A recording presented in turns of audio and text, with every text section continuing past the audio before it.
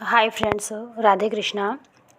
आज मैं आपके लिए लेकर के आई हूँ एक बहुत ही इम्पोर्टेंट वीडियो, जिसमें ये बताएंगे कि प्रेगनेंसी के लिए कुछ अलार्म होते हैं नॉर्मल डिलीवरी के लिए, उनको हम कैसे जानें। बहुत सी प्रीमेच्योर डिलीवरी और मिसकैरेज 8वें महीने में ही होते हैं। साथ ही आपका शरीर नॉर्मल डिलीवरी के संकेत दे रहा है या नहीं, यह भी 8वें महीने से ही शुरू हो जाता है। इसलिए सभी गर्भवती महिलाओं के लिए ज़रूरी हो जाता है कि वह 8वें महीने और 9वें महीने में हो रहे शारीरिक और मानसिक बदलाव को समझे, उनकी परेशानियां और समाधान को जाने, ताकि यह 2 महीने 8वां और 9वां महीना आपके लिए आसान हो जाए।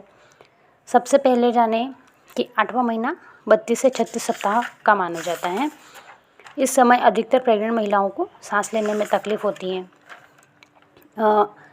क्योंकि जैसे जैसे आपका गर्भाशय बड़ा होता जाता है, आपका फेफड़ों की तरफ दबाव बढ़ता जाता है, जिससे सांस लेने में कठिनाई होती है। इस समय कुछ अलार्म होते हैं जिससे कि हम पता लगा सकते हैं कि हमारा शरीर नॉर्मल डिलीवरी के संकेत दे रहा है या कुछ समस्या आ रही है।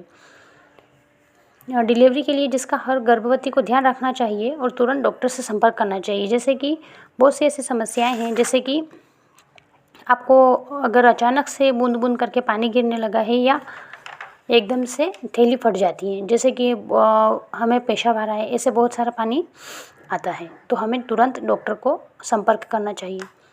या आपको अचानक से ब्लीडिंग होने लग जाए, या आपको बेबी का मूवमेंट कोई समस्या नहीं हो रही है, लेकिन आपको बेबी का मूवमेंट अचानक से कम फील हो रहा है, ऐसा लग रहा है कि नहीं बेबी मूवमेंट नहीं कर रहा है या बहुत कम मूवमेंट कर रहा है, और सब कुछ करने के बाद भी बेबी का मूवमेंट फील हो ही नहीं रहा है, तो आपको तुरंत ही डॉक्टर से संपर्क करना चाहिए। या आपको अचानक से शरीर के किसी भी हिस्से में लगातार दर्द हो रहा है, और या आपको अचानक उल्टी, दस्त पहले ज़्यादा नहीं हो रही थी, अचानक से ज़्यादा उल्टी होने लग गई, दस्त हो गई, या फिर एकदम से आपको ज़्यादा सर दर्द, बहुत ज़्यादा तेज़ सर दर्द और सांस लेने में ज़्यादा तकलीफ़, चक्कर आना, ये सब आपको अगर अचानक से 8वें या 9वें महीने में हो रहा है, तो आपको देर नहीं करनी चाहिए, तुरंत ही डॉक्टर से संपर्क करना चाहिए। क्योंकि एक डॉक्टर ही ऐसा होता है जो बच्चे को सोनोग्राफी के द्वारा देख सकता है कि वो ठीक है या नहीं, और कुछ भी समस्या होने पर डॉक्टर उसको संभाल सकता है, हम कुछ नहीं कर सकते हैं। इसीलिए तुरंत अगर कुछ भी समस्या है तो तुरंत डॉक्टर से संपर्क करें। और प्रेगनेंसी के समय हमें 7वें, 8वें और 9वें महीने में बहुत सारी ऐसी समस्याएं होती हैं जो सभी प्रेग्नेंट महिलाओं को होती है, लेकिन अगर वो ज़रूरत से ज़्यादा हो रही है तो हमें डॉक्टर से संपर्क करना होता है। प्रेगनेंसी के 7वें, 8वें और 9वें महीने में क्या होता है कि भूख तो लगती है, पर हम ठीक से खाना नहीं खा पाते हैं, क्योंकि खाना खाने पे सीने में जलन, भारीपन होने लगता है, क्योंकि इस समय बच्चा पूरी तरह से ग्रोथ कर लेता है, जिससे पेट के लिए कम जगह बचती है। इस समय प्रेगनेंसी के 8वें महीने में बच्चे की त्वचा रंग ले रही होती है और उनके फेफड़े का विकास हो रहा होता है।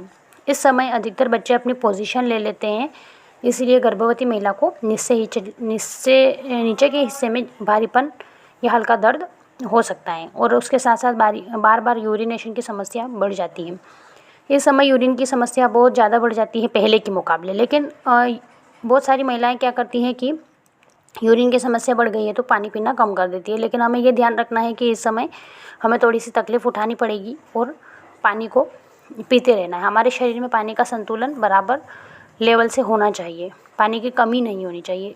और इस महीने में स्ट्रेच मार्क्स की समस्या भी बढ़ जाती है, तो आप इससे बचने के लिए नारियल तेल और देशी घी का प्रयोग कर सकती हैं, थोड़ा थोड़ा लगा लीजिए। इससे बचने के लिए इस्तेमाल कर सकती है नारियल का तेल और देशी घी। ये इस समय ज़्यादा समय खड़े होने से हमें पैरों में सूजन की समस्या भी हो जाती है। इसके साथ ही इस महीने में बच्चे की हलचल थोड़ी कम महसूस हो सकती है, क्योंकि बच्चे को घूमने के लिए पर्याप्त जगह नहीं है। जैसे जैसे तारीख नज़दीक आती जाती है, आप डॉक्टर से संपर्क करती रहें, क्योंकि एक डॉक्टर ही है जो बच्चे हार्ट बीट, बच्चे का बीपी, बच्चा ठीक है या नहीं, यह सब चेक कर सकता है। इसलिए कुछ भी समस्या हो रही है तो हमें डॉक्टर को संपर्क करना है, क्योंकि हमने शुरू से लेकर के 7 महीने तक हमने बच्चे को पेट में रखा है तो लास्ट में जा कर के कुछ ऐसी समस्या ना आए, इसीलिए हमें घबराना नहीं है और कुछ भी समस्या आने पर डॉक्टर से संपर्क करना है। फ्रेंड्स, यदि आपको ये जानकारी हेल्पफुल लगी है, थोड़ी सी भी हेल्पफुल लगी है, तो प्लीज़ मेरे वीडियो को लाइक करें और शेयर करें, सब्सक्राइब करें। Thank you.